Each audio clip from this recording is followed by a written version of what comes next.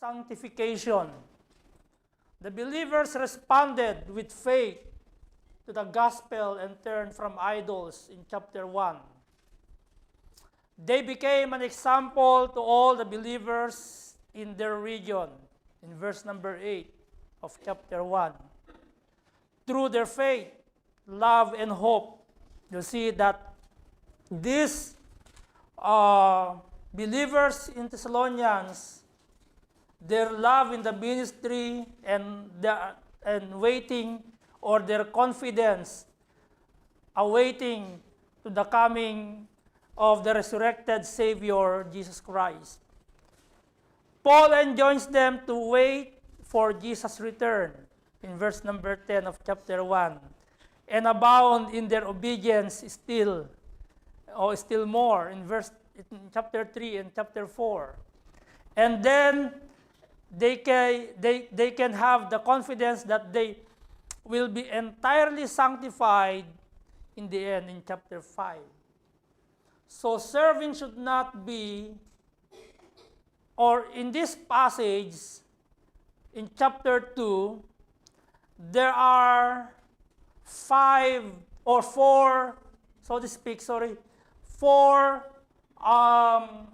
truths that we can learn while we are serving God in these present times. Truth number 1, serving should not be selfishly motivated or self-glorying despite of sufferings. Serving should not be selfishly motivated or self-glorifying despite of suffering. Verses 1 to 6, for yourselves, brethren, know our entrance in unto you, that it was not in vain, meaning that the entrance of Paul and his companion. Okay, in verse number 1, meaning that they went to Thessalonians, but their activity there is not in vain. Lahat ng kanilang ginagawa doon ay may kabuluhan. Okay, yung kanilang pagbabahagi ng salita ng Diyos, or they speak the gospel to them, they encourage the brethren in Thessalonians, that is not in vain. Verse number 2, but even after that we had suffered before, and were shamefully entreated, as ye know, at Philippi we were bold in our God to speak unto you the gospel of God with much contention. Okay? Verse number 2, Paul remind them in their ears that that serving God accompanied with suffering. Okay? Kaya lang, sa panahon natin ngayon, maraming mga nagtuturo, walang pinangako, ang pinangako ng Diyos ay salvation and eternal life. Okay? Sa verse number 2, kaya ito makikita, you can see in verse number 2, that Paul tells to Thessalonian believers that they know what is their experience. Despite of the rises of or increasing of conflict regarding the gospel, but they continue because the source of the apostles' courage is no other than God. Yun yung pinaghuhugutan nila ng lakas na loob. Yung Diyos. Verse 3, For our exhortation was not of deceit, nor uncleanness, nor in guile, but as we were allowed of God, be put in trust with the gospel, even so we speak not as pleasing men, but God which trieth our hearts. For neither at any time use we flattering words, as ye know, nor a cloak of covetousness. Yung cloak of covetousness sa binanggit dyan, iyan ay tinatawag na disguise, parang hindi totoo. Okay, kasi there's a lot of preacher, they are preaching, they have a good words, good voice, they have, their words is flattering, or pretense words, pretense words, or pretext words. Okay, they are good. Their voice is audible. Okay, minsan doon tayo na nahuhook, na-encourage. Ang ganda ng boses ni ang galing mag-preach ni ganyan, di ba? Pag nag-i-speech yung mga spokesman ng mga government, ng president, ang gaganda ng kailan kasi mga nagsipag-aral yan sa MASCOM. Diba? Mas komportable. Hindi, totoo naman yung pag nag-aral ka ng MASCOM, isa sa aralin mo dyan, yung fundamental of speech. Okay? Sa Bob Jones, nagtuturo ng fundamental of speech, kailangan dapat actual, hindi ka online. Kasi magpa-participate ka dun. Okay? Verse number 6, nor of men sought we glory, neither of you, nor yet of others, when we might have been burdensome, as the apostles of Christ. Yan, yung ating truth number 1, serving should not be selfishly motivated or self-glorying or glorifying despite of suffering. Verse 7 to 12, another truths, another division. But we were gentle among you, even as a nurse cherisheth her children. So being affectionately desirous of you, we were willing to have imparted unto you not the gospel of God only, but also our own souls, because ye were dear unto us. For ye remember, brethren, our labor and travail or toil, binanggit sa verse 7, or hard work, or agony, intense of pain. Verse number 9, for laboring night and day, because we would not be chargeable unto you, unto any of you, we preach unto you the gospel of God. Ye are witnesses, verse number 10, and God also how holily and justly and unblameably, we have ourselves among you that believe.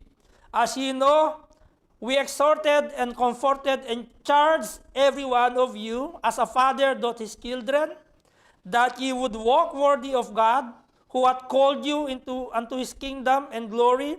For this cause, verse number 13 in 1 Thessalonians chapter 2, for this cause also thank we God without ceasing. Again, binanggit niya yung without ceasing.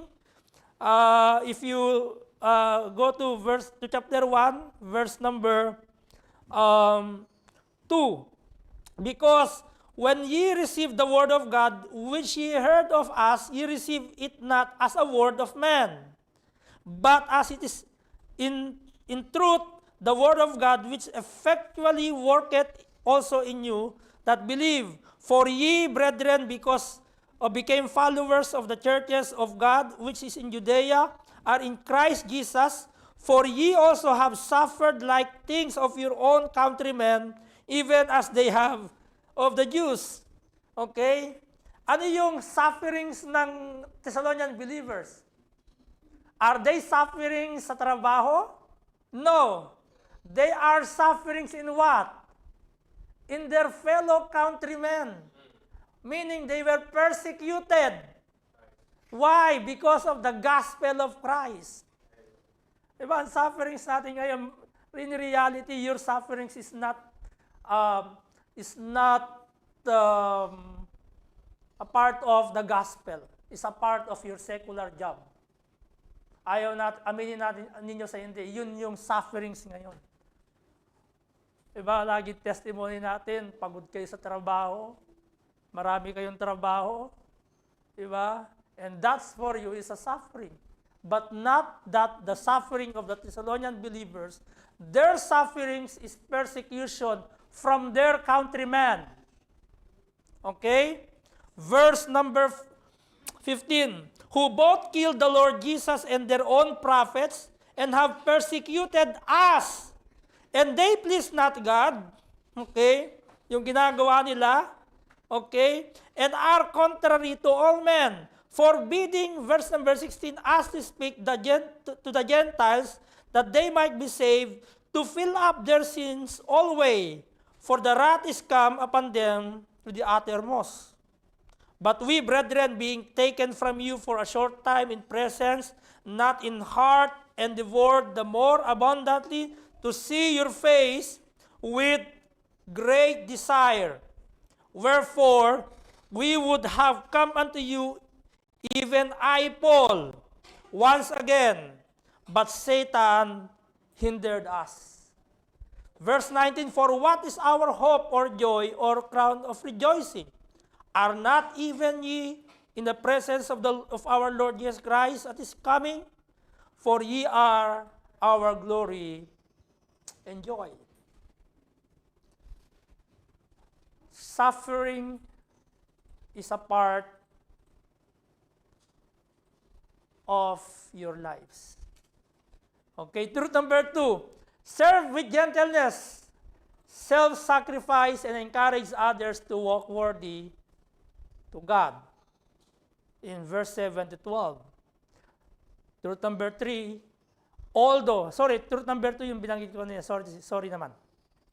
Truth number 3, although the result of responding to God's word is suffering, it is beneficial to you that believe.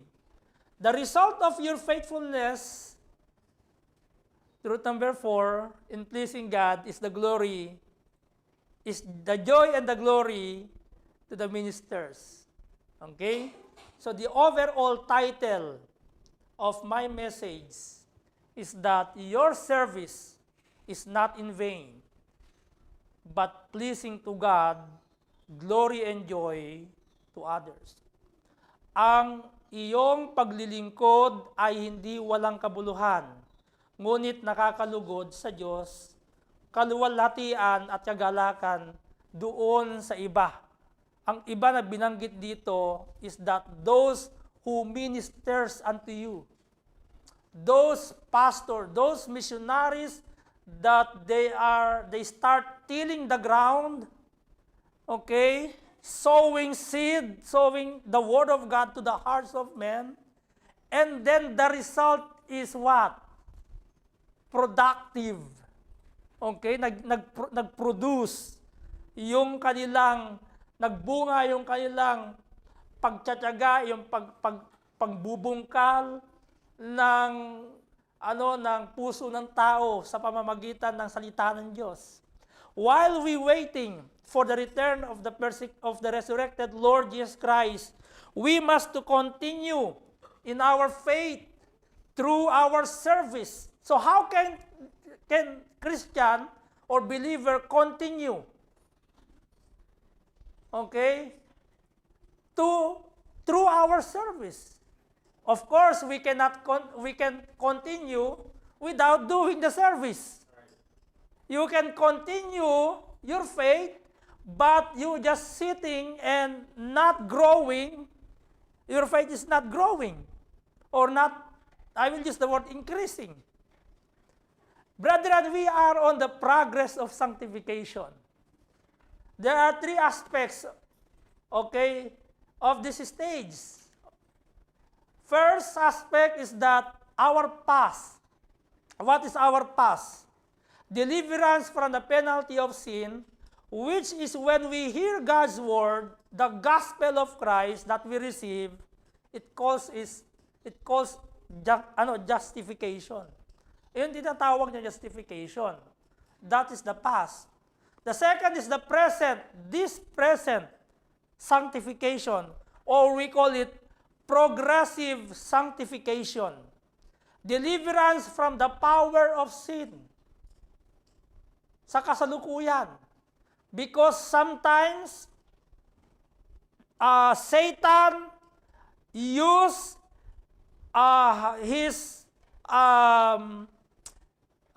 his minions in order to distract you, okay, in your service or to try your faith. So, in this present time or in your present life as a believer, we are on the progress of sanctification, deliverance from the power of sin. And the third aspect is the future. Deliverance from the presence of sin. Wala na tayo dito. Sabihin, that is called glorification. Okay? I-glorify ng Panginoon itong katawan na ito na mamamatay. But we should do what? To die first. Okay? So be happy when suffers afflictions. Ang sabi ni James 1, chapter 1, verse 2 to 3, my brethren, count it all joy when you fall into diverse temptations. Verse 3, knowing this, that the trying of your faith worketh patience.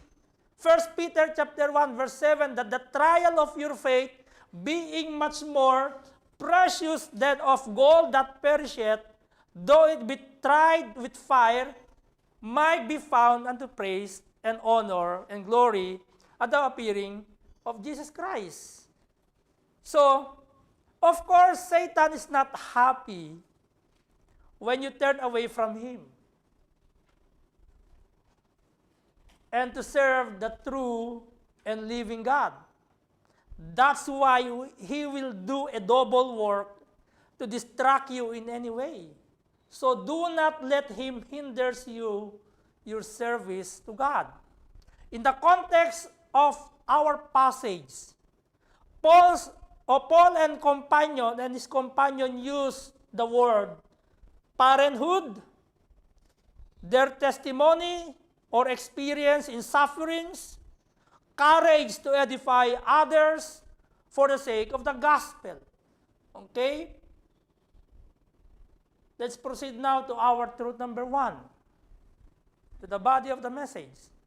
Serving should not be selfishly motivated or self-glorying o glorifying despite of sufferings.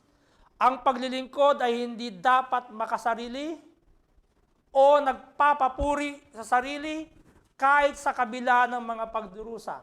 Ano yung disadvantage but why we are suffering? Sometimes we used to what? To have a character of self-pity. Okay? Nagiging makasarili tayo. We always tend that, I do that because I suffer. I didn't sleep. I have a sleep night. I woke up early. Everything you took the self or your motivation is self-glorifying. Yes, despite of suffering, but it should not be. Your motivation is selfish. Sayang yung ginagawa mo ngayon. Sayang yung ginagawa natin ngayon. Sayang yung pagpupuyat natin. Sayang yung nagigising tayo ng maaga. Okay? At gusto lang natin mapurihan tayo sa ginagawa natin despite ng pinagdadaanan natin. Lahat yung magiging walang kabuluhan. Kaya binanggit nga ni Paul dyan that their entrance is not in vain. Why? Because of the suffering. Okay? Despite of afflictions, your motivation in your service is not be self-glorying.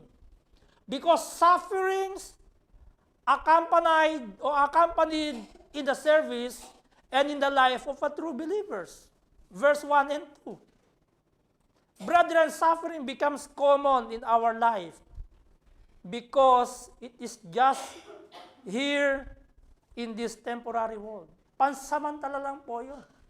Again, baka ma-miss in concept nyo, pag naging mananampalataya na kayo, you will have a good, comforted life while you are living on this world. No, this world is not our home. Okay? This world is just temporary. Okay?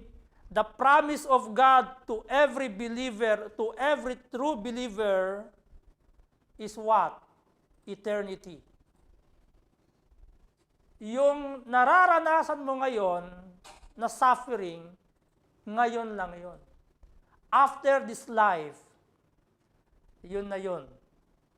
Okay? Yun yung inaantay mo. Yung doon wala ng sakit, doon wala ng corruption ng katawan, okay? Doon wala ng bagyo, wala ng typhoon, doon wala ng ubo. Ay, inuubo kayo, di ba? Doon yung pagka kayo ay pumupunta sa gold souk, naghahangad kayo magkaroon ng gold, doon sa langit, ang lalakaran nyo alin? Okay, lahat ng mga mahalagang bato na gusto nyo meron kayo ngayon sa pansamantalang buhay, doon makakamtan ninyo. Kaya dito, pasalamat tayo kapag kasi alam nyo isang patunay, that we are a true believer, we suffer affliction. That's the validation that the true believer should suffer affliction. Okay? God is the source of courage in preaching the gospel despite of suffering. These apostles or these servants of God, despite of their suffering, they still preach the gospel. They still preach the word of God. Why? Because the source of their boldness, the source of their courage in preaching is no other than God. Amen? The gospel, our God. So, boldly preach the gospel despite the increasing of opposition. Sa point B, okay? We need to declare the healthy teaching, which is the gospel. Verse 3 to 4. For our exhortation was not of deceit, nor of uncleanness, nor in guile. In your Bible, verse 3 to 4, that despite of affliction, we need not to follow the system of the world, but we need to declare the healthy teaching, which is the gospel. What is the problem when you are in sufferings? Sometimes you don't declare the gospel. And you will just tell what is your situation to them. Okay? That's the tendency when you are in suffer affliction. Okay? Na mag-faint yung faith mo. Okay? You know why we need to declare the healthy teaching? Because God entrusted the gospel not just for the apostles, but for every true believers. Now tell me, or tell to yourself, are you a true believer? Are you a true Christian? That God entrusts you the gospel? Tanungin niyo yung sarili niyo. If you are a true believer, I'm not telling all of us here today, okay? is not a true believer. But maybe, okay? Why? I am not saying I am omniscient. I am just a limited man. Okay? But God knows our hearts. And why God entrusted the gospel to the apostle? Because they are true servant of God. And you know, if you are a believer today, God entrusted you the gospel. Bakit tayo nagkakaroon ng evangelism? Because God entrusted the gospel to us. Amen. Despite ng gabi na tayo umuuwi, despite ng may mga schedules tayo, conflict yung ating timing, but we need to share the gospel. Okay? Preaching the gospel is pleasing unto God. Verse number 4, look at your Bible. But as we were allowed of God, be put in trust with the gospel, even so we speak, not as pleasing men, but God, which trieth our hearts. So now, what is your motivation again when you preach the gospel? What is your motivation? To please God.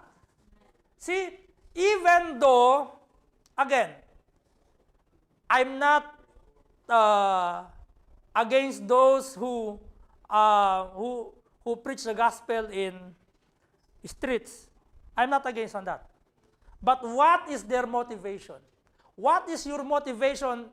Bakit kayo sumasama despite of your conflict time, despite of your physical yung physical problem ninyo, meron kayong mga sakit, sumasama kayo, but what is your motivation? Is your motivation is to please God, or your motivation is to selfish or self-glorifying? Kasi pwede naman akong mag-share ang gospel, but not to please man. Malinaw yung sinabi ni Paul. Ano sinabi ni Paul? Sa verse number 4. Alam nyo, I cannot examine you. Again, my eyes is just limited, but God tries those hearts. Whether you share the gospel or not, God will examine your heart. What is your motivation? Is your motivation inviting someone? And you tell Pastor DC, I invite her. Did your motivation is to show off to your pastor, to God, that, oh God, I did my best. Okay? Minsan, again, I'm not against testimony. I'm not against testimony. Sometimes we should take care of what we are saying. Because any single glimpse or any single glimpse that you take the glory, your sufferings, your service becomes in vain. Hindi rin naman tayo makakalusot sa Panginoon. Yes, you can hide your heart to me, but never God. God tries the hearts in verse number 4. But God which trieth our hearts. Application to this: aim to please God, not man. Aim to please God, not man. We should not use pleasing words also for our own glory and to people. Verse number 5 to 6. Ang sabi ni Paul, neither at any time use we flattering words, as ye know, nor a cloak of covetousness, God is witness. Do you see that? Binanggit niya, but God which trieth, the hearts. And in verse 5 and 6, sabi ni Paul, for neither at any time use we flattering words, as ye know, nor a cloak of covetousness, God is witness. Paul used the word God is witness because he knows that God is what? He is what? An all-knowing God. You can, again, lie to, or you can, like this, I can preach to you boldly, but my words and my life is opposite. Okay? And that is what? Wrong. I can preach to you oratorically. Okay? I can change my voice. I can smile at you.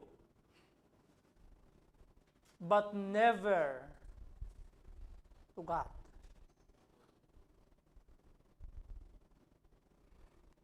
Amen? Pwede natin gawin lahat yung mga kapatid. But here, ang sabi ni Paul, he used, God is what? Witness. Nor of men sought we glory, neither of you, nor yet of others, when we might have been burdensome as the apostles of Christ. So we should not to abuse our authority to take advantage. You know, believers many times, they use as an advantage of being children of God para to abuse that their position as a children of God. I cannot use I don't have money, and then I go to gasoline station and I will ask the gasoline boy, okay, make me free because I am children of God. Can I use the name of God in order to get free? No. I can't. Okay? Hindi pwede 'yun. At hindi 'yun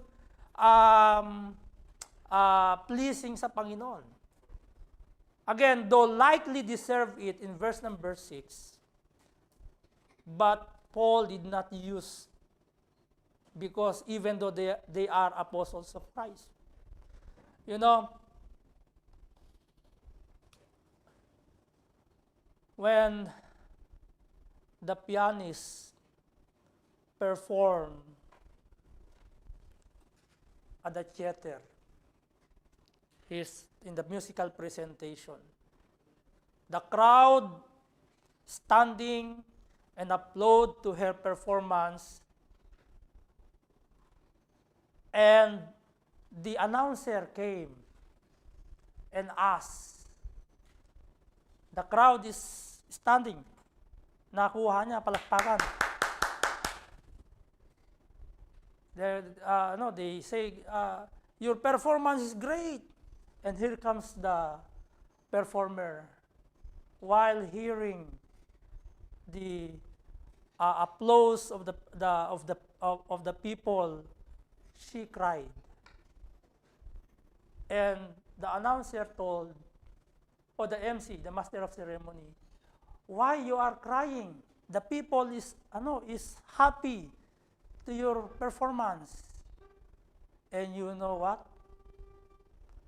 Despite of her practice, sufferings, there is one sitting, he noticed, he didn't stand and he didn't clap.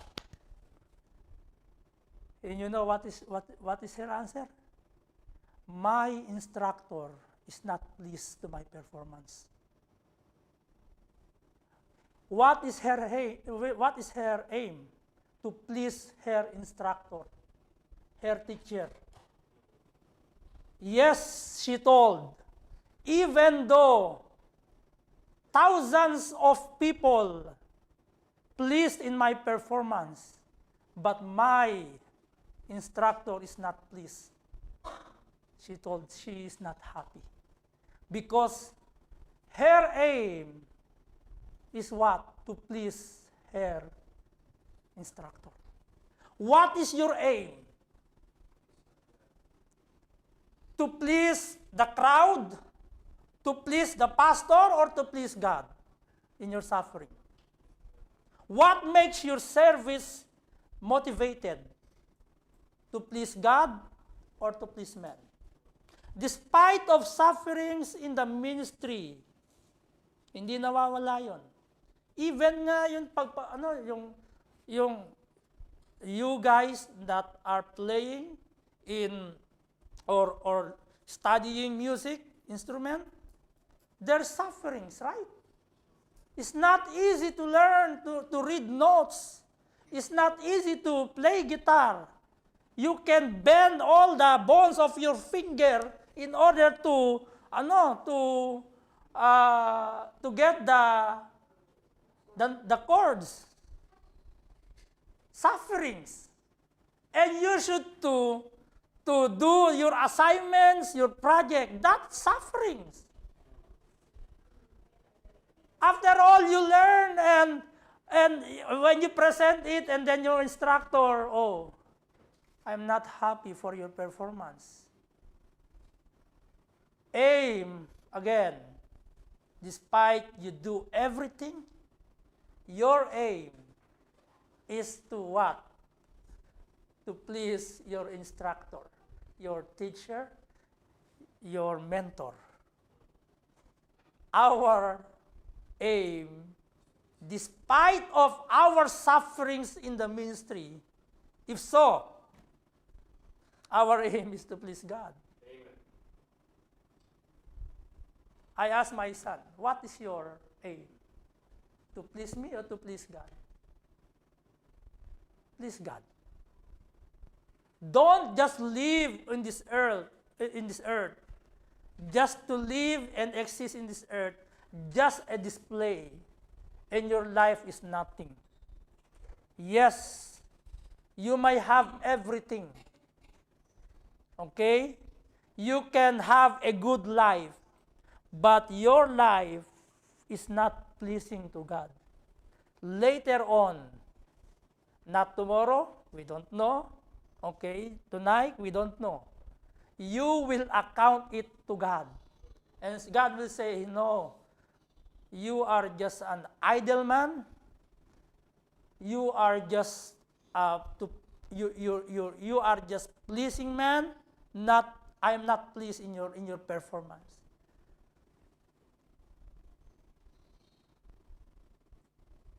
Despite of sufferings in the ministry, continue serving, continue preaching the gospel of God and all its truth. God, give glory to Him, okay? And we should not take any single, again, of glory. That should be to God. That leads to our point number 2. Serve with gentleness, self-sacrifice, and encourage others to walk worthy to God. Did I preach long? Mahaba na ba yung preaching ko or I should stop there? Serve with gladness, self-sacrifice, and encourage others to walk worthy to God. Maglingkod ng may kahinahunan, pagsasakripisyo sa sarili, at hikayatin ang iba na lumakad na karapat-dapat sa Diyos. Verse 7 to 12. Do whatever you could for the sake of others beneficial. Do whatever you could for the sake of others beneficial. Ang sabi ni Pablo, Paul said in verse number 8,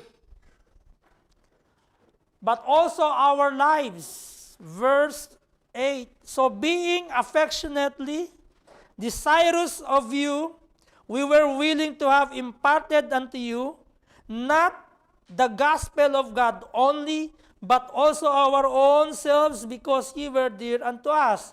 In verse 7, if you notice the word, but we were gentle among you, even as a nurse cherisheth her children. That's why I use the word parenthood.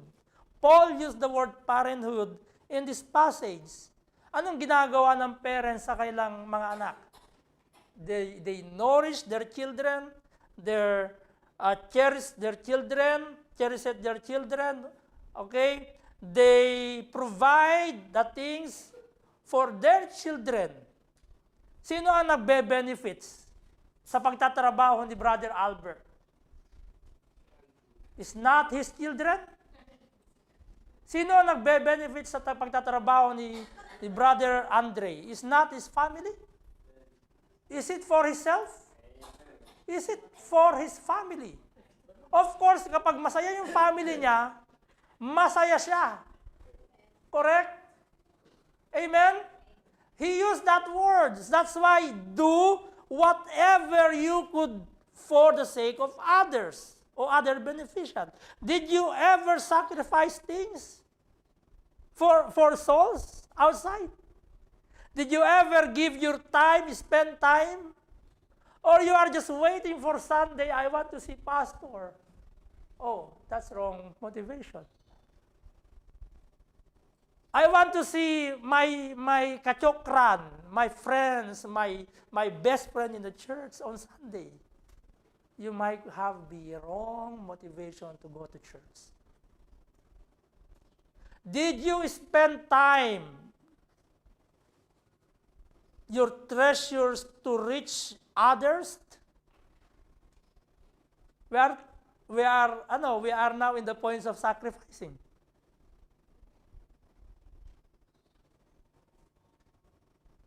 You know that a while ago, Pastor Ben mentioned Pastor Cornelio and Pastor Chris Lumibao. Pastor Chris Lumibao, he is from Bulacan and his family. But they will start the ministry in other part of Philippines, away to their hometown. But they don't have house for their lodging. That's why they are begging to talk to Preacher Angelo to talk that they will use the room of his brother. Okay?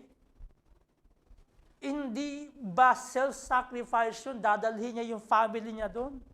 At makikitulog sila sa lugar na hindi nila pag-aari? Self-sacrifice yun. You can do that. Did you have a sacrifice? Oh, I will go to that place. I will spend my time there. Even though your family, okay, maybe they will ask in their mind, what is our future? Pastor Cornelio, ngayon na lang niya babalikan yung kanyang hometown. But he want to reach his own family. He already reached someone, okay, for the sake of the gospel. But for his own family, he want to spend his time for the sake of the gospel.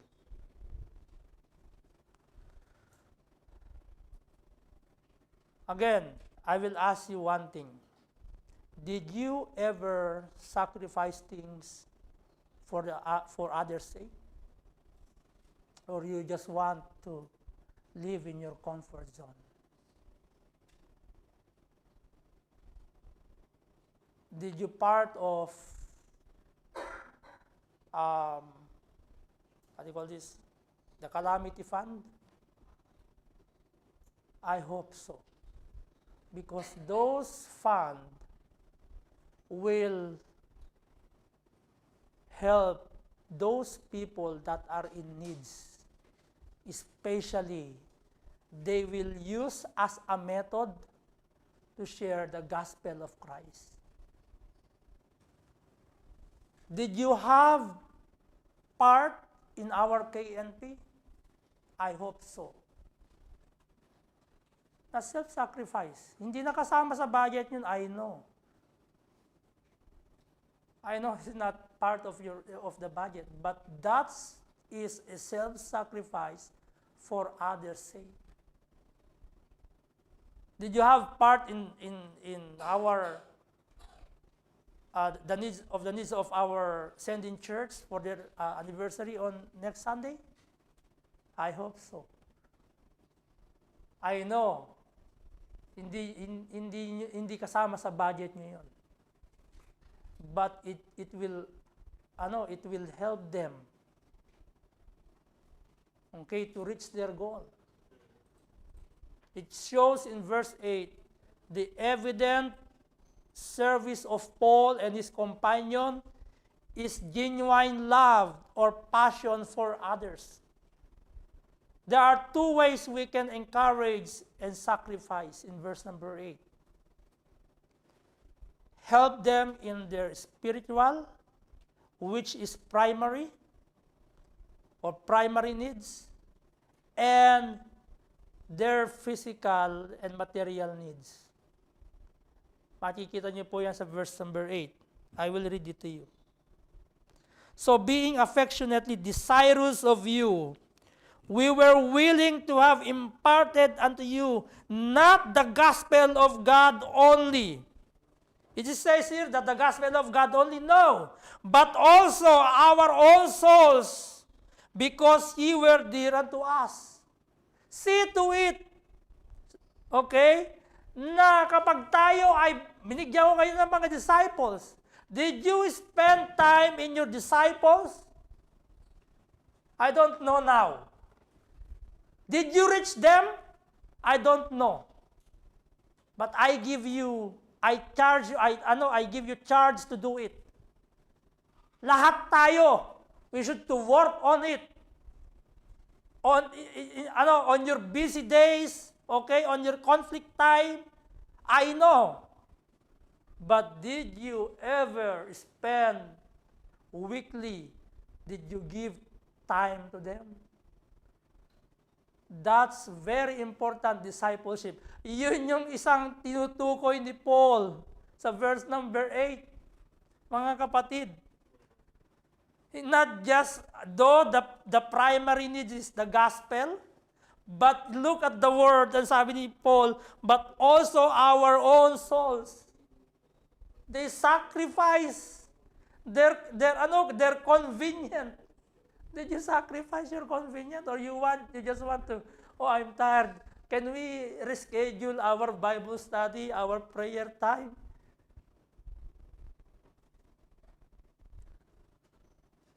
Until kapatid, next week na lang. Until kapatid, next year na lang. Until now, you don't meet your disciple, you don't go with him, you don't spend time with him, you don't teach him.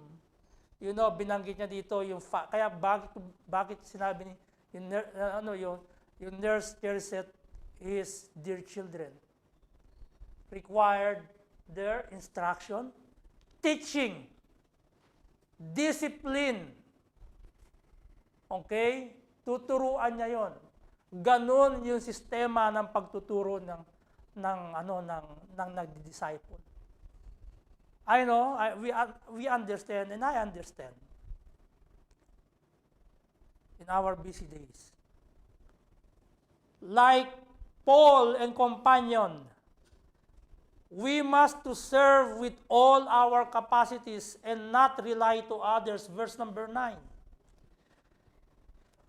For ye remember, brethren, our labor and travail, for laboring night and day, because we would not be chargeable unto you, unto any of you, we preach unto you the gospel of God.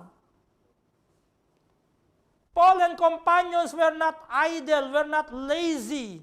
They worked for their needs, engaged in sharing the gospel at night or in the weekend, and work during the day. In likewise, sharing the gospel at day and working at night or in the weekdays. and sharing the gospel during the day. In application to that, let us utilize our times. Kung ginagawa natin sa company, nagkakaroon tayo ng utilize natin yung ating oras. Why not in our service to God? In a week, ano yung first list mo, yung first, yung second, yung third, yung fourth, yung fifth, yung sixth. Okay?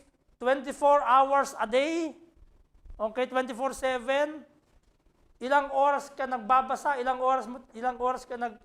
anong araw ka nagbibigay ng oras sa kaluluwa ng iba?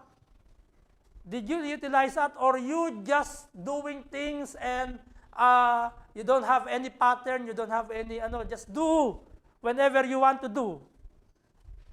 Did you have like pattern, or we call it, ano man tawag doon? Diary or planner? Okay? Kailangan magkaroon tayo ng planner, daily. Schedules. I know. Again, busy tayong lahat. At doon tayo kinakain at binabalikan ni Satan sa ating kabisihan. Like Paul and companion, verse 10 to 12, their service is an exemplary testimony to other believers, or to the believers in Thessalonian. Serve and demonstrate that our walk is worthy before God. They demonstrate service through their conduct in verse number 10. And sabi ni Paul, how holily and justly and unblameably we behave ourselves among you, our conduct among you that believe. So how is our conduct towards others? They demonstrate service through training and instructing them, considering their immaturity as a father doth his children. Verse 11b. That's the importance of discipleship. I hope, brethren,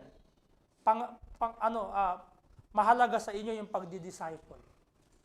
Huwag niyo pong hayaan yung inyong mga disciple na hindi niyo nami-meet sa isang linggo. Kahit isang linggo lang.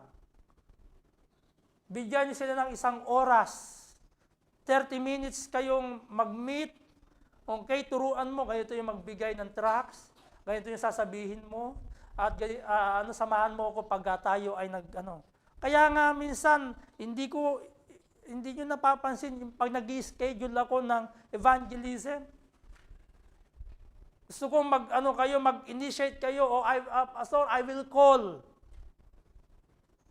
Pupunta ako dadalhin ko, isasama ko yung disciple ko kasi magso-soul winning kami.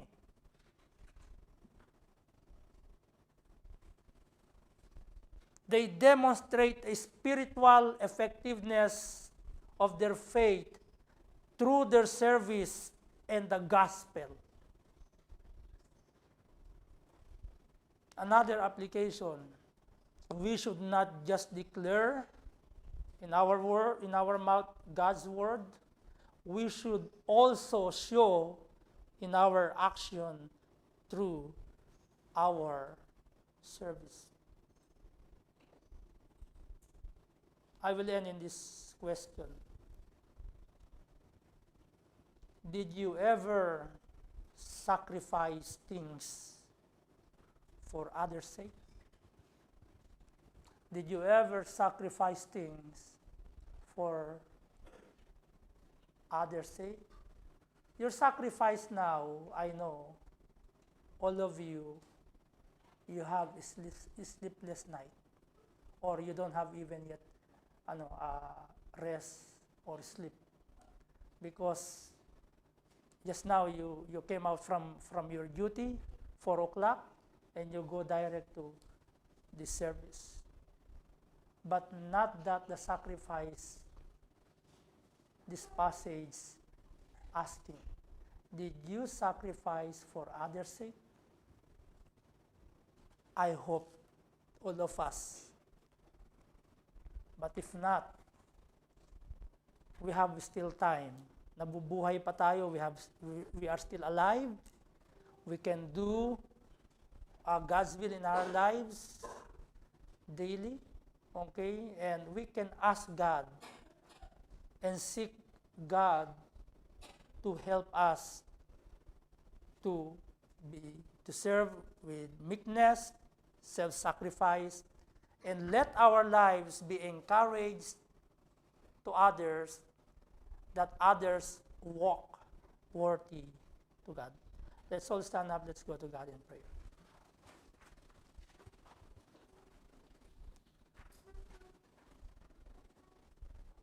Maraming salamat po, Panginoon, aming Ama, na makapangyarihan sa lahat. We know that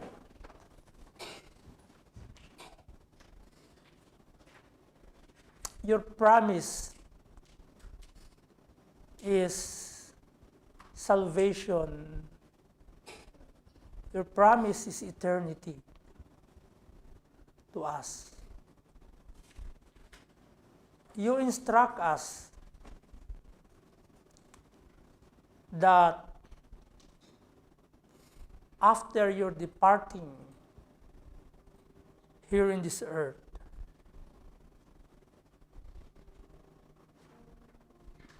surely the sufferings accompanied the lives of those believers who believed and accept you as their Savior and Lord.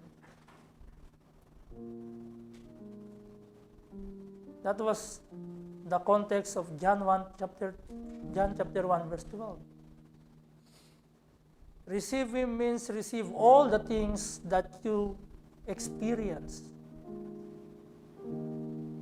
We know that they mock you, they persecute you while you are on earth.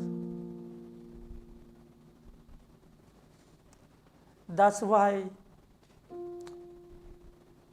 you encourage those disciples, if any man come after you, let him deny himself, take up his cross and follow you. Lord, suffering is a part of our lives.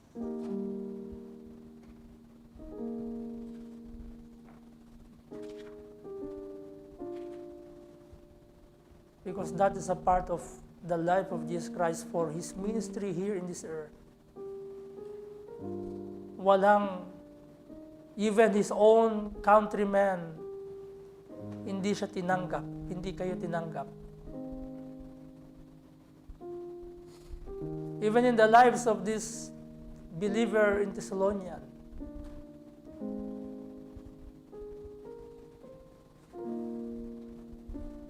or even in our present time. Lord, we pray that in our Christian walk or in our daily walk,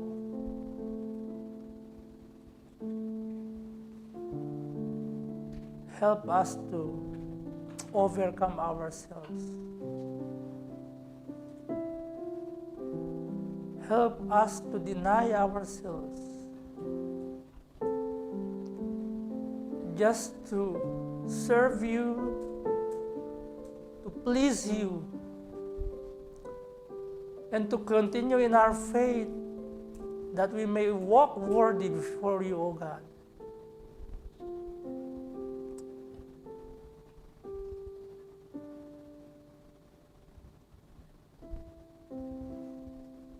Help us, O God, to sacrifice things for your glory, not for our glory. And Lord, we pray that you would help us in our service daily. be magnified and glorified in our midst. In Christ our Savior, we pray. Amen. Magandang tanghali po sa inyo lahat, and God bless you all. And see you sa ating our service later at 3 p.m. ang ating pong gospel service. And after our gospel service, we have barbecue fellowship. Invited po ang Kuwait. If you want to be with us, punta po kayo dito sa UAE, mag-ihaw-ihaw po tayo. Ayan. Sister Jean, thank you very much. Brother Benji.